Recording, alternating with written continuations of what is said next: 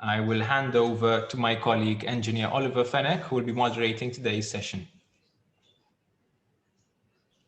Good afternoon to everyone, and thanks for joining. I've been asked to moderate this session on the topic of plastic waste and the way forward. So this is aimed as being as an information session. We have our colleagues from ERA, but also from the ministry, who will be later on giving us valuable information on where the plastic waste strategy is headed over the next months. Quick introduction to get things going. Plastic waste, it's a topic that we've been hearing about incessantly, really, over the last months, over the last years. A persistent problem that seems to be everywhere.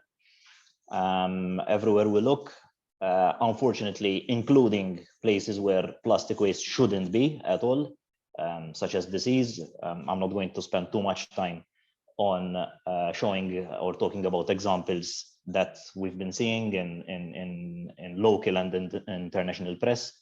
The reality, however, is that we are in a situation today where plastic waste has become a problem when not too long ago, and by not too long ago, one would think about 30, 40, 50, 60 years ago, we had none of it. Plastic wasn't around, and it was not a problem at all. And therefore, what is it that generated all this plastic? What is it that created this big monster that we today refer to as plastic waste? The reality is a change in lifestyle, really. Plastic is cheap, it is moldable, it can be manufactured in different colors, and we have multiple uses of it. The problem is at the end of its life, where it is more complex than probably initially thought to handle, to dispose of, to recycle properly. In fact, not all plastic is recyclable, and that fraction that is recyclable, that is recyclable, is not entirely recycled. Far from it. The local scenario obviously amplifies this situation, where recycling targets are still far off from being achieved. And therefore, on the local scene, plastic waste is a problem just like the rest of the world, but rather more amplified because of the fact that the one avenue, let's say, where plastic waste can be treated properly, which is recycling, is still lacking. As a nation, but also as a planet, we therefore need a change in mentality. We need a change in lifestyle, and this is not something that is achieved by a single initiative. So today's initiative and the strategy that we will be hearing about shortly is good, but it is in no way enough to address this massive problem that we are all facing. So it will require a number of initiatives over time, and it is with persistence and with repetition that certain targets are achieved and certain improvements are achieved. As the Malta Chamber, we are involved in these initiatives. We are involved in providing feedback, but also proposals to local government, to authorities, namely ERA. So we have provided through the Circular Economy Committee feedback to ERA on the waste management plan, for instance, on the single-use plastic strategy. And today's session is aimed at exactly that, at providing information to the various members, to the various attendees, but also to collect points that we may have missed to ensure that the strategy adopted is as sharp as possible and as effective as possible. I now leave the spotlight to my colleague Daniel De Bono. So in your hands, Daniel. Thank you, Oliver.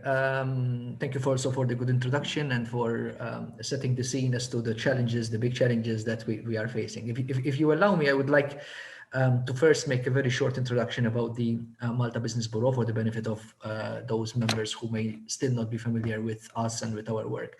Essentially, we are the EU Advisory Office of the Malta Chamber and also of the Malta Hotels and Restaurants Association. We have a presence in Malta and in Brussels. So we are the only private sector organization which has a permanent presence in Brussels, whereby our mission is to understand from a very early stage of the EU policy and legislative process the developments, follow the developments, and understand what the impact could be on the Maltese business sector once legislation is eventually adopted. And therefore, we are here with our ears on the ground, following developments, but also on those topics which are of certain priority. We discuss with members, with the business community at large, and convey those messages back in Brussels to our representatives, which in our case is the Maltese permanent representation to the EU, whereby the Maltese government is our representative in the EU Council, as well as our MEPs, as we form part of their constituency and they represent us in the European Parliament.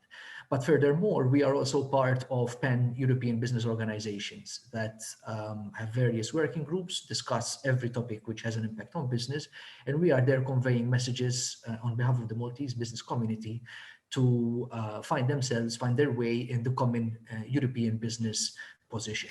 So we are part of Business Europe and Euro Chambers in that respect. That's a short introduction about the Malta Business Bureau.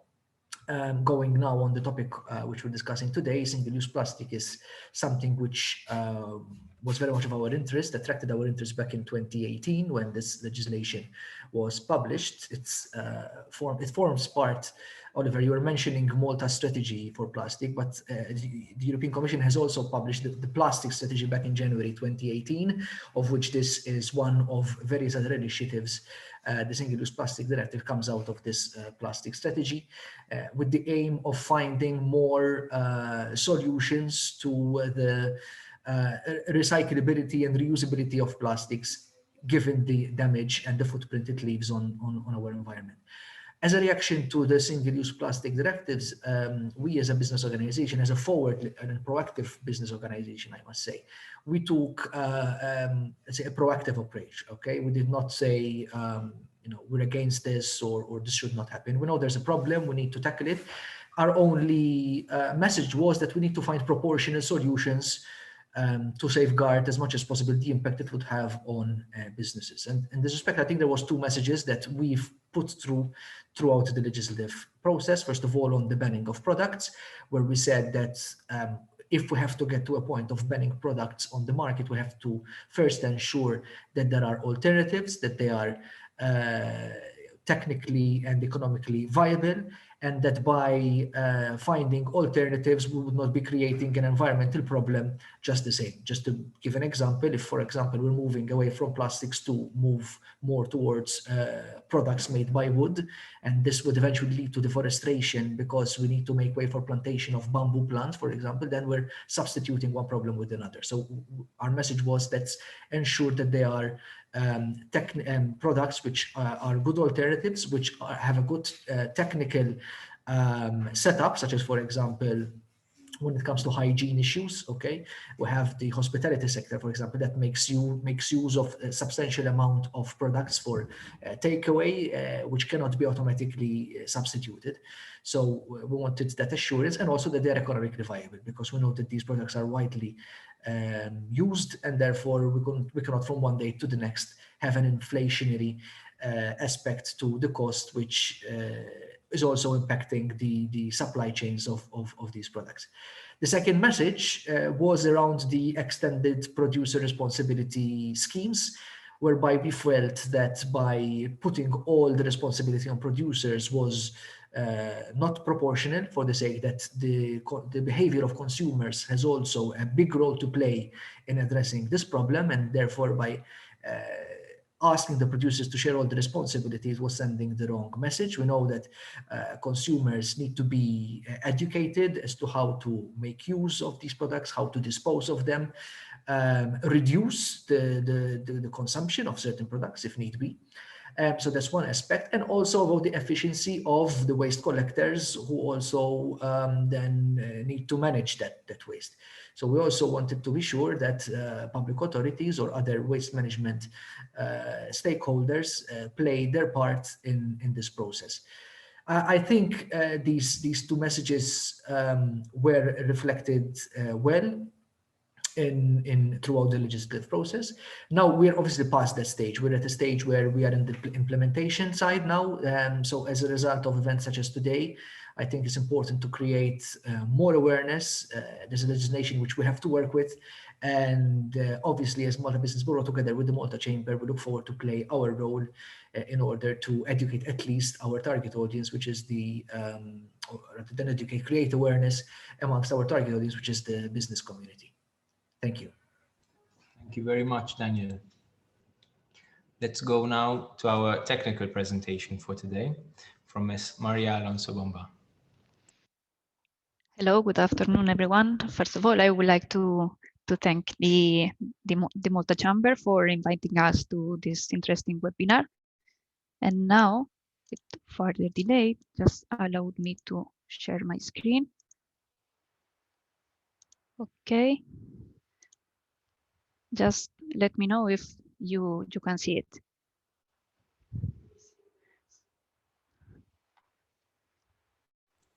Yes, we can.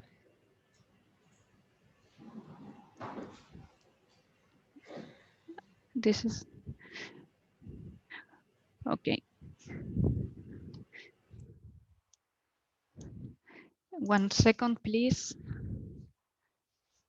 I cannot. You should be able to go to display setting. 1 second.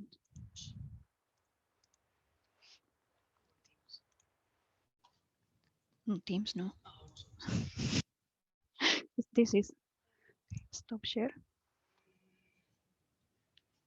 If I do this, share screen, I cannot this. All right. So I share this. All right. Now.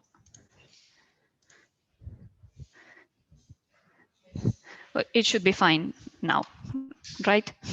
Yes, Confirm? all good. Okay, perfect. Sorry.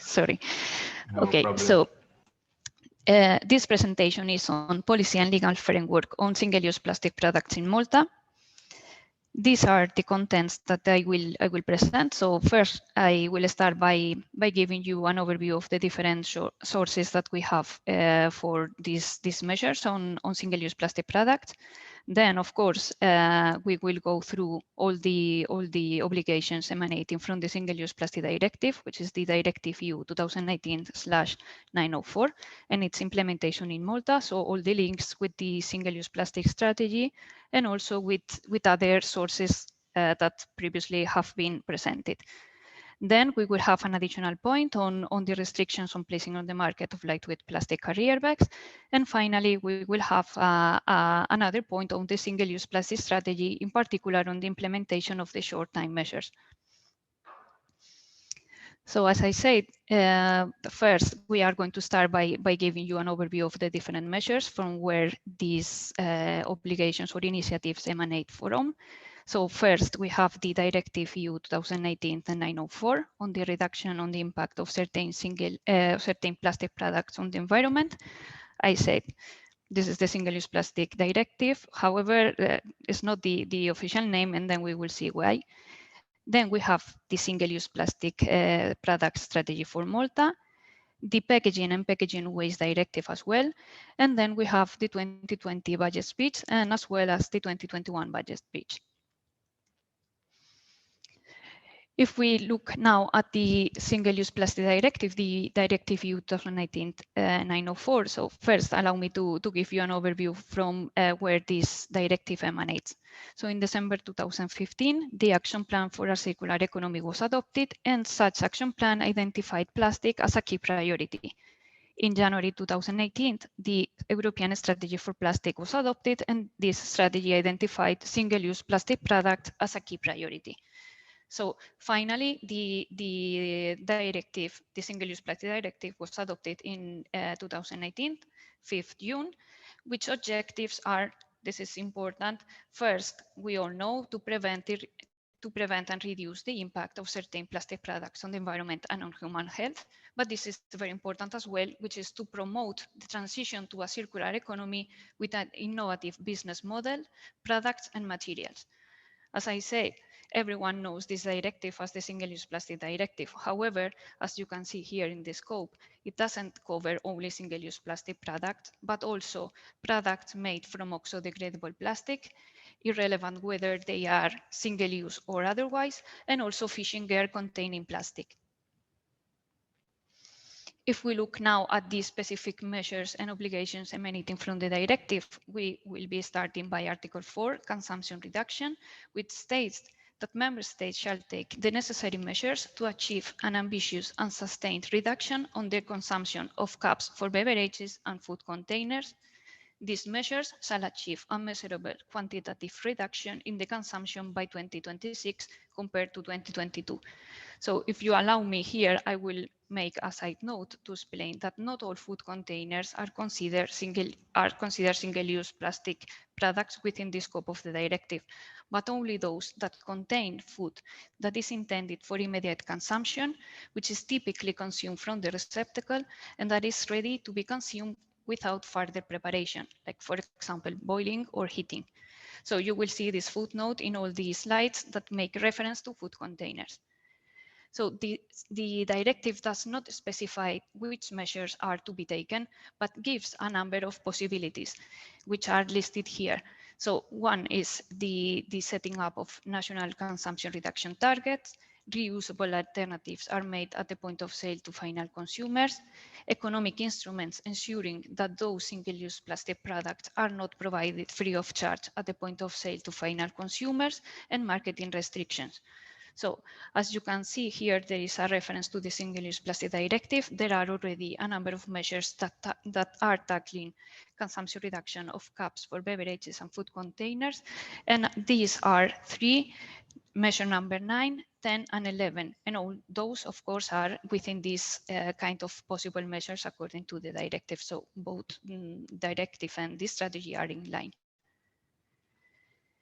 Let's move on. So Article 5 on restrictions on placing on the market. So here in the green box, you can see the different products which are subject to market restrictions. So these are plates and cutlery, straws and stirrers, cotton bud sticks, sticks to support balloons, certain products made from expanded polystyrene, like food containers, again, the footnote, cups and beverage containers, and also all oxo-degradable plastic products. And the legal text, it's very straightforward. So by 3rd July 2021, member states shall prohibit the placing on the market of these products. This article has been already transposed in SL 549.140 at national level on the restrictions on placing on the market of single-use plastic product regulations. The only difference is that instead by 3rd July 2021, Malta is banning the placing on the market of such products from 1st January 2021, and this emanates from the budget speech 2020. In addition, it is being proposed the following amendment. So as from 1st January 2022, it shall be prohibited the distribution, consumption, or use in the course of a commercial activity, whether in return for payment or free of charge of these products. So basically, the meaning is that as from 1st January 2022, it is being proposed to ban the distribution, consumption, or use in the course of a commercial activity of these stocks, which have been placed on the market before 1st January 2021. And this emanates from the budget speech 2021. Concerning product requirements in Article 6, there are 2 sets of product requirements. The first one affects beverage containers. From 2024, products which have caps and lids made of plastic may be placed on the market only if the caps and lids remain attached to the containers during the product's intended use stage. This, as well, has been already transposed in SL 549.140 on the restrictions on placing on the market of single-use plastic product regulations. The second product requirement affects 2 beverage bottles. In this case, refers to a minimum recycled content. There are two time frames. The first one, it's from 2025. PET beverage bottles placed on the market shall contain at least 25% recycled plastic as an average, while as from 2030, beverage bottles placed on the market shall contain at least 30% of recycled plastic.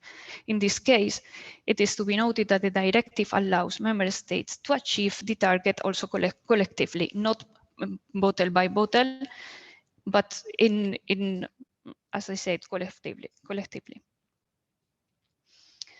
Marking requirement. This is a very important article at this point. So the directive says that sanitary towels, tampons, and applicators, wet wipes, cups for beverages, and also tobacco products with filters and filters marketed for the use in combination with tobacco products placed on the market as from 3rd July 2021 should bear a conspicuous, clearly legible and indelible marking on its packaging on the product informing on appropriate waste management options or also on the presence of plastic and the resulting negative impact of littering on the environment. This it is being proposed to be transposed as well in SL 549.140 on the restrictions on placing on the market of single-use plastic product regulation. That is, we propose to convert marking requirements into market restriction. That is, these products, if they do not bear the marking according to Commission implementing regulation, cannot be placed on the Maltese market.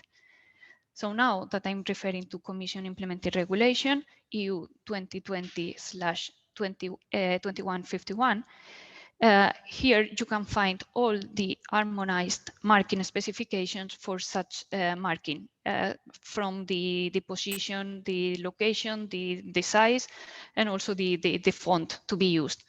But what we want to highlight here in this session is that according to this Commission implementing regulation, as per Article 3 in particular, the text shall be written in Maltese and English. I want to highlight as well that there is no need to include one pictogram for each of the languages. One pictogram will suffice. However, the text shall be written in both languages.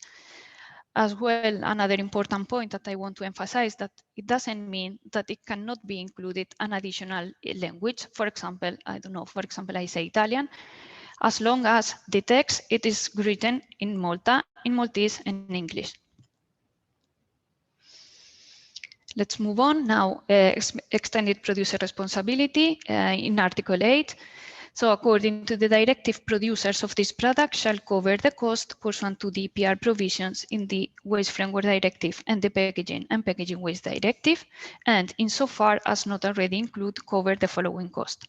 So as you can see, we have tried to combine or to create group of products. So depending on the product, producers are to cover different costs.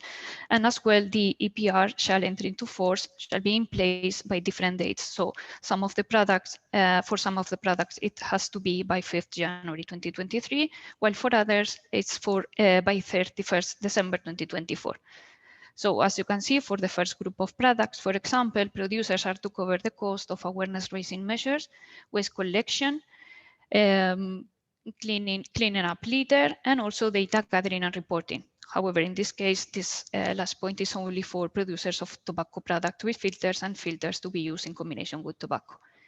For the second group, we have wet wipes and balloons. Producers are to cover the cost of awareness raising measures, clean up litter, and data gathering and reporting.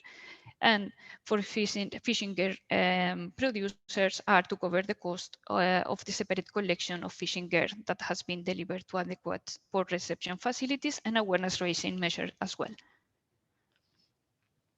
What is being proposed to be done in Malta? Well, we have two groups of products. We are proposing that for the first group, the one in green, food containers, packets and wrappers, cups for beverages, beverage containers, and lightweight plastic carrier bags, obviously those which are not subject to the ban that I will explain later on, are to make use of the existing EPR scheme. In the case of the other products, the one in pink, tobacco products, so in reality filters, because filters is the part that contains plastic, wet wipes, balloons, and fishing gear containing plastic, it is to be decided at a later stage. As you saw, there is still some time to implement the obligations on the EPR.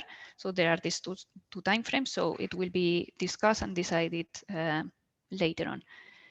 Important I want to highlight this important obligation as well from the directive that says that member states that have marine water shall set a national minimum annual collection rate for fishing gear containing plastic for recycling.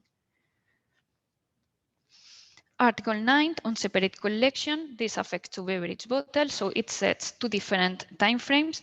So member states shall take the necessary measures to ensure separate collection for recycling of these beverage bottles. By 2025, at least 77%, and by 2029, at least 90%. The directive allows member states to establish deposit refund schemes, or to establish separate collection target for relevant extended producer responsibility schemes. In the case of Malta, we are opting for option 1, and so this provisions, so the targets, including the targets emanating from Article 9, will be implemented through the BCRS regulations. Concerning awareness raising measures, so the products, as in for the other slides, the products in the green box are the ones which are covered by awareness raising measures.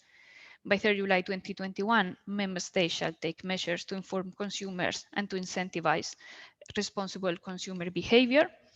So in particular, the information or the information to be shared with consumers on the availability of reusable alternatives, reuse system and waste management options, the impact of littering and other inappropriate waste disposal, and also on the impact on inappropriate means of waste disposal in the sewer network. Obviously, this only for certain products like wet wipes or sanitary towels or tampons. So I make a point. According to Article 8, producers are to cover the cost of awareness raising measures referred to in Article 10. Now, let's move on. Now we forget the single-use plastic strategy for the time being, and we change subject. Let me speak a little bit about the restrictions on placing on the market of lightweight plastic carrier bags. In this case, this does not emanate directly from the Single-Use Plastic Directive, but from the Packaging and Packaging Waste Directive. And on the other hand, we have the 2020 budget speech. So according to the former, member states are to take appropriate measures to achieve a sustained reduction in the annual consumption of lightweight plastic carrier bags, while the budget speech said that by 1st January 2021, Malta shall prohibit the importation and production of plastic carrier bags, while by 2022, Malta shall prohibit the sale and distribution. So based on these two pillars, we have drafted and obviously following public consultation and discussing with the main stakeholders, the SL 549139 on the restrictions on placing on the market of lightweight plastic carrier bags regulations. So in order to explain you that not all plastic carrier bags are banned, but there are a number of exemptions, please let me explain you that lightweight plastic carrier bags are those which wall thickness is below 50 microns. So based on this concept, now I can tell you that not all lightweight plastic carrier bags are banned, but there are a number of exemptions which are listed here. The first one is very lightweight plastic carrier bags, which are those which wall thickness is below 15 microns, biodegradable and compostable plastic carrier bags, and also reusable plastic carrier bags. The last point of this presentation is concerning the single-use plastic products strategy for Malta. We have, in particular, extracted those measures which are to be implemented up to 2022, so the short-term measures, and we are giving you an overview of at what point we are concerning implementation. So here we can see that there are a number of measures in green which have been already implemented. Some of them I had already explained during this presentation. The first one is the provision of the lightweight plastic carrier bags through the legal notice.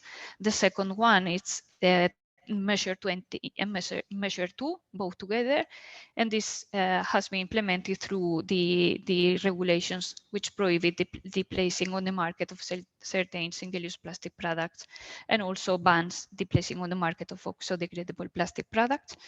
And then there is measure 24, which is already implemented.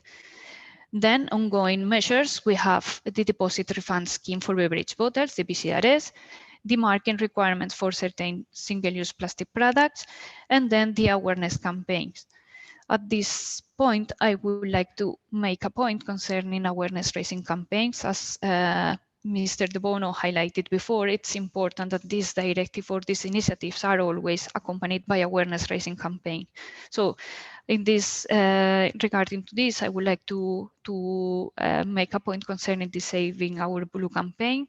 So the Ministry for the Environment, Climate Change and Planning, together with ERA and Ambient Malta, launched in 2019 the Saving Our Blue campaign, which aim is to educate and encourage the public to stop littering, reduce the generation of waste, and also to provide or to give some suggestion for alternative products to single-use plastic items.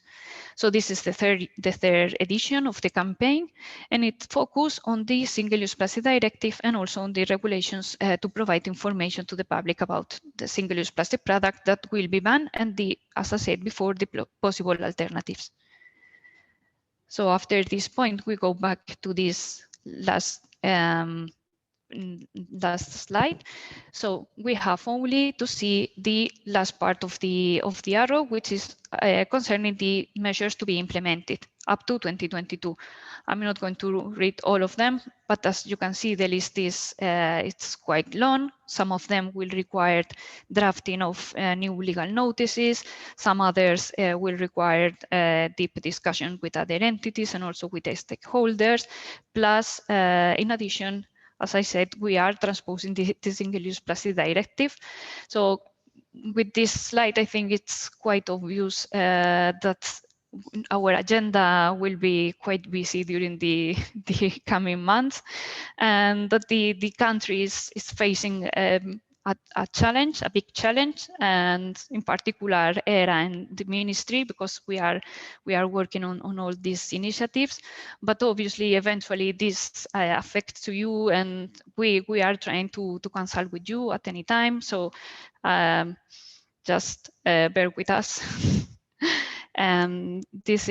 This was the last slide. Thank you very much for your attention. So any question that you might need to ask, feel free. We are here to ask, to reply. Thank you very much. Thank you, Ms. Maria Alonso.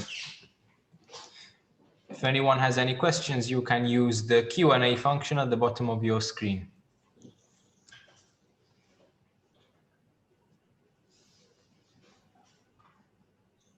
In the meantime, Tim, I would like to ask a question myself, please, to Maria, if possible. In one of her slides, I noticed that there is a split between some plastic waste from others because there are existing EPR initiatives already ongoing. However, I couldn't help but notice then that the only one listed seemed to be the BCRS, which is probably the most prominent, the one that's been given the most publicity. Could we hear about other initiatives that are ongoing, namely on the other wastes that are listed there? So if I recall, there were packets and wrappers and things like food containers, etc.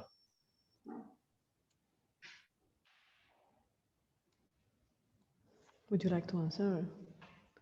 So, Oliver, sorry, because we're a bit disconnected when you started the question. Can you start the first part of the question? So you would like to hear more about other initiatives apart from... Sure, I noticed that in one of the slides, there seemed to be a split between plastic wastes that, if I remember well, were labeled green because there are existing EPR schemes already that tackle them, that address them.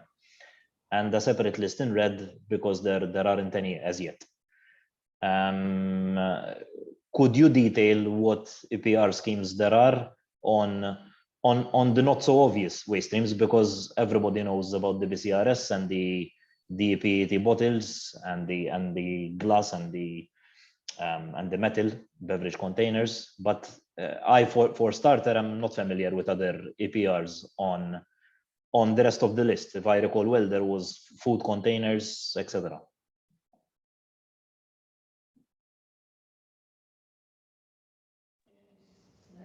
Okay. Yes, good afternoon. I would like to reply myself to this question, if possible. Thank you. First place, yes, thank you for your question. Thank you, Maria, for your very interesting presentation.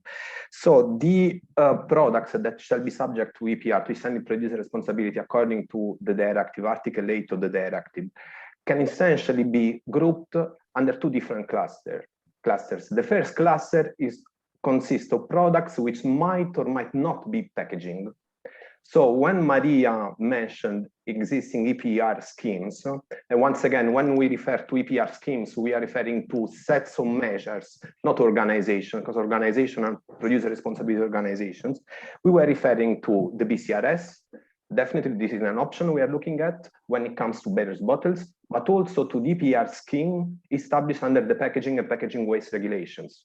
Because once again, if we look at the first part of this list, many of those products might or might not be packaging. For instance, in the case of food containers, if they are placed on the market with the food, then they are packaging. And they are already subject to the packaging and packaging waste regulations. Packets and wrappers is the same. Cups for beverages is a little bit different because usually they are placed on the market empty. Beverage containers, they are definitely packaging because they are placed on the market with the beverages they contain. And then we have lightweight plastic carrier bags. Once again, those lightweight plastic carrier bags, which are not prohibited from being placed on the national market as per subsidy legislation 549.139, the restrictions on placing on the market of lightweight plastic carrier bags are already subject to the EPR scheme established under the packaging and packaging waste regulations. Concerning the second portion of this list, well, these products are clearly not packaging, so we need to come up with a different initiative, and we are looking at different options for the time being. So this is the difference between these two portions of the list, and this is fully reflected in the SUP directive. Because if we look at the language of Article 8 and the way the annex to the SUP directive is structured, it is clear that certain products might be packaging and might already be subject to an EPR scheme. Thank you. Thank you, Giuseppe. Thank you for clarifying. We have a question that has just come in from Christine, who asks whether manufacturing companies who export suits with clear plastic bags, are these still considered as single-use plastic?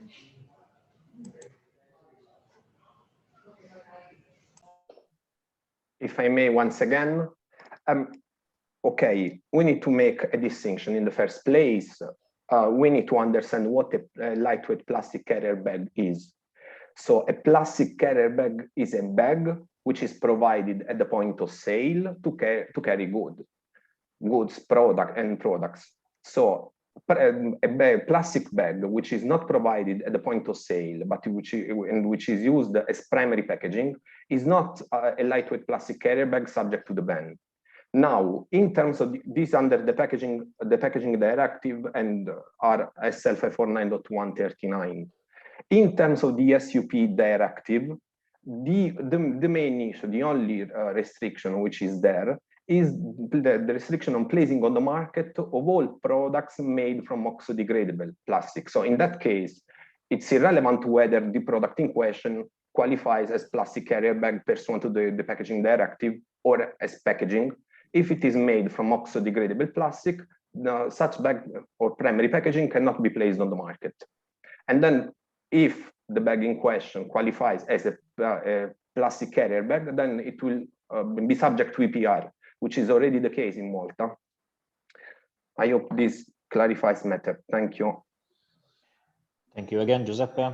We've had another question come in. Maria's presentation referred to a number of costs to be borne by the producer. I feel that this will not reduce use of plastic, but will shift expenses to the consumer. Well, once again, concerning the new EPR requirements, we are just transposing, or we have got to transpose an European Union directive, and the EPR principle is widely applied in the waste acquis, and not only in the waste acquis.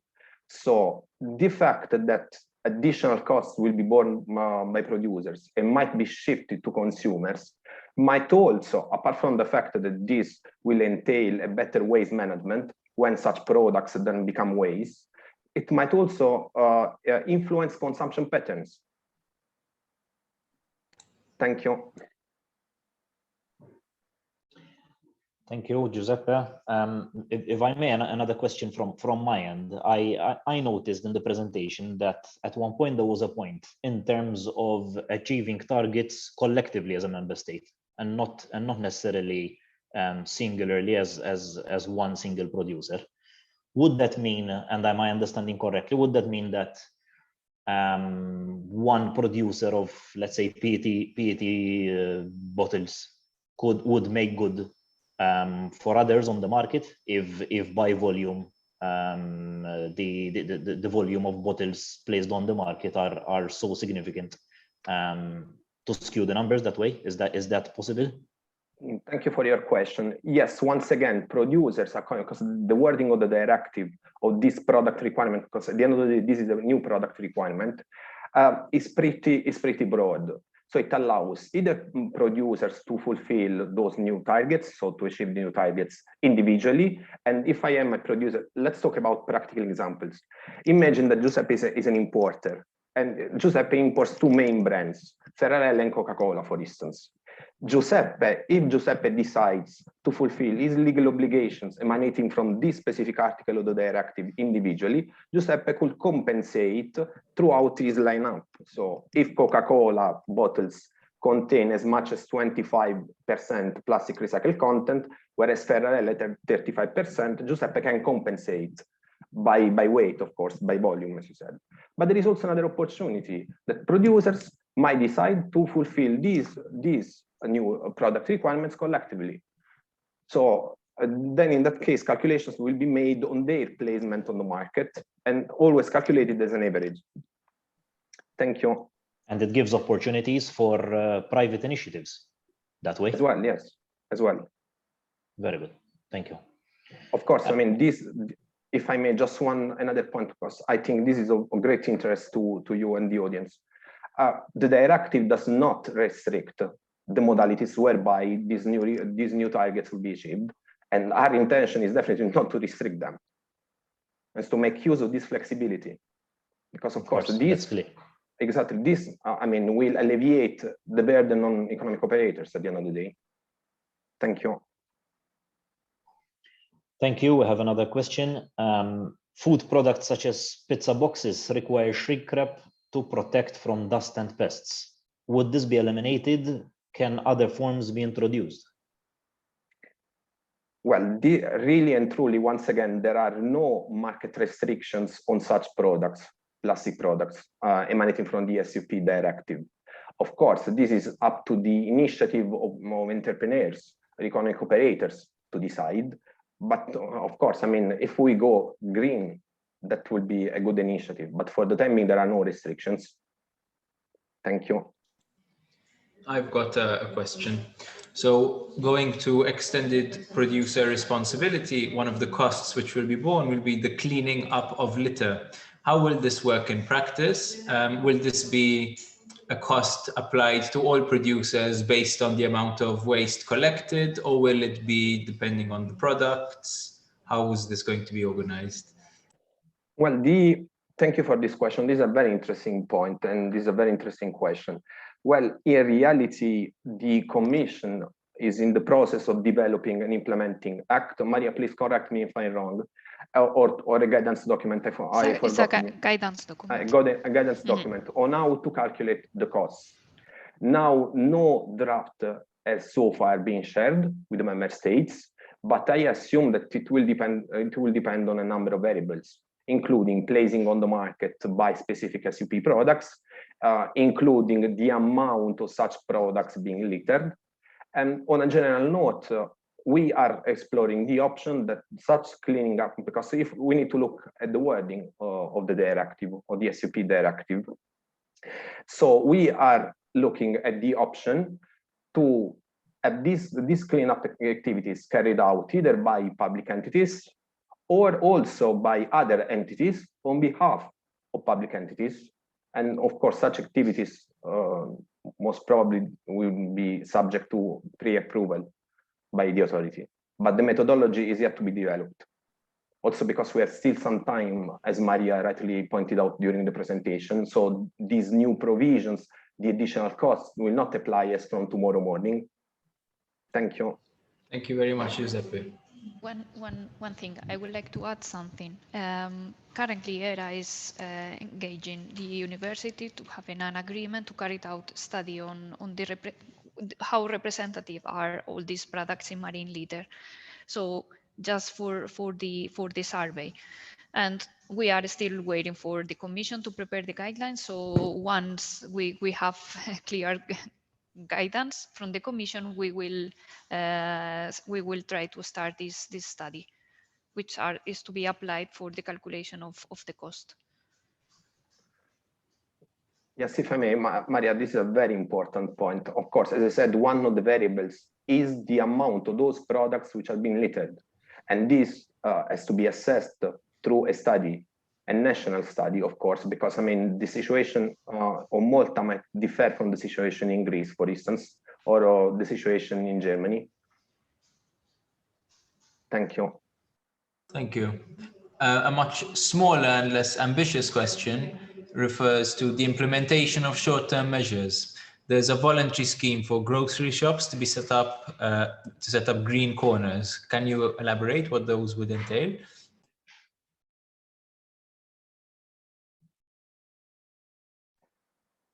This is from the strategy, right?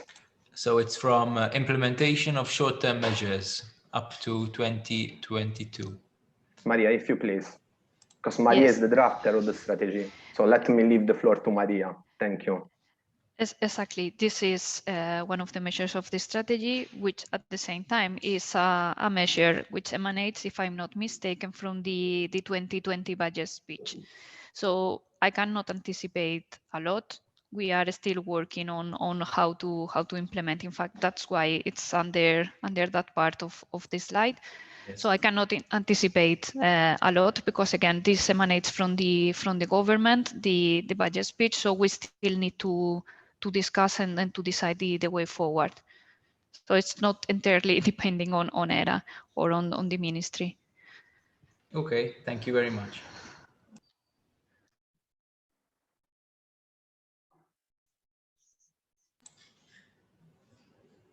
Not sure you have any other questions, Oliver? Not from my end. I'm just looking to see if any others are coming in. Yes, we actually did. On the chat.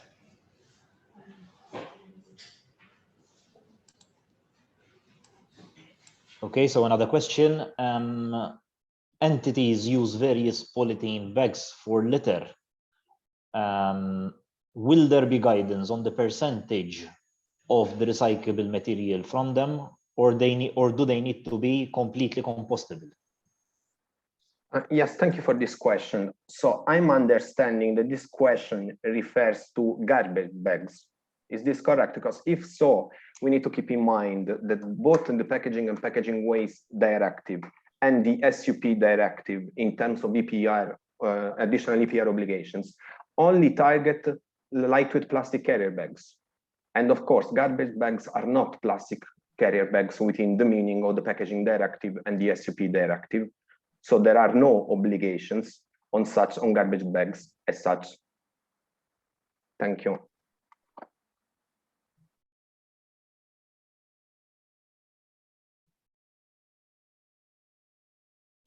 Another question with regards to the labeling on PET beverage products. Does the wording have to be in Maltese and English? I believe this has been answered already, hasn't it? And the answer is yes, right? Maria, can you please share the list of products that shall be subject to marking requirements, so that we can go through the list of products? Yes. To my knowledge, bottles are not part of that list. Bottles no. I can tell you because I know them by heart, but I can share the screen just the same. So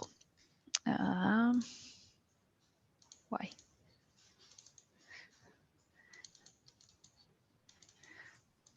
Now, okay, share screen.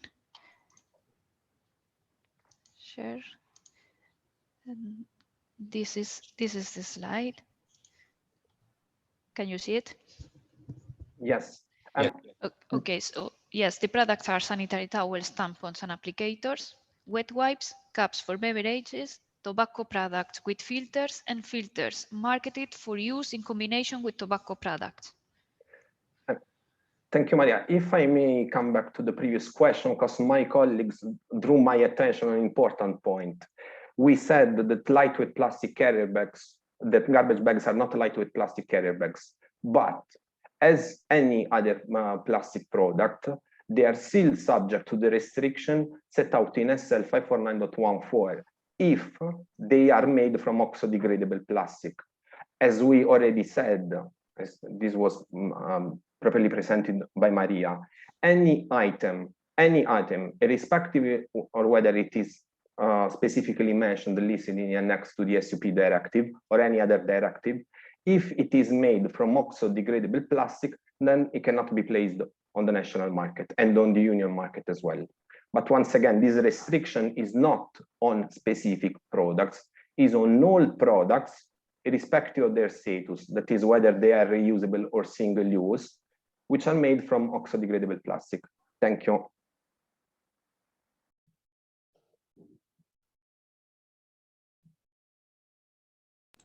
Okay.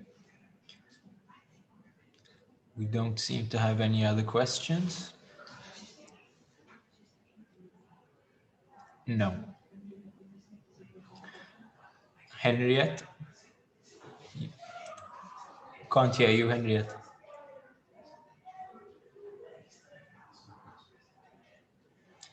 I'm afraid we still cannot hear you.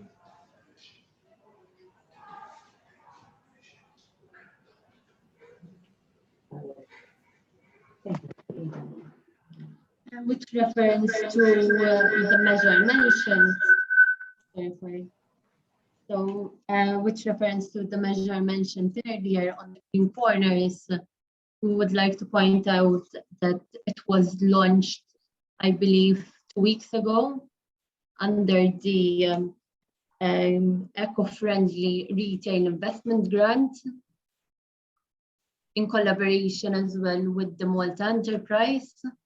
And the information for this grant scheme can be uploaded in the comment box within this session. We can link.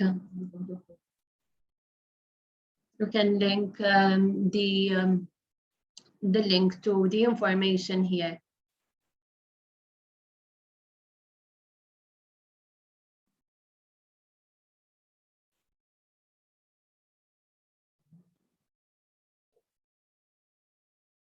Thank you, Romina.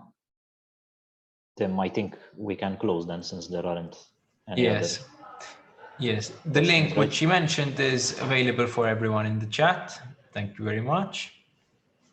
And yes, we can close. Allow me, on behalf of the Malta Chamber of Commerce, to take the opportunity to thank the Environment Ministry, the Energy Ministry, ERA, the MBB, Mr. Brian Muscat, the chair of our Manufacturers Economic Group, and also engineer Oliver Fenech for moderating the session.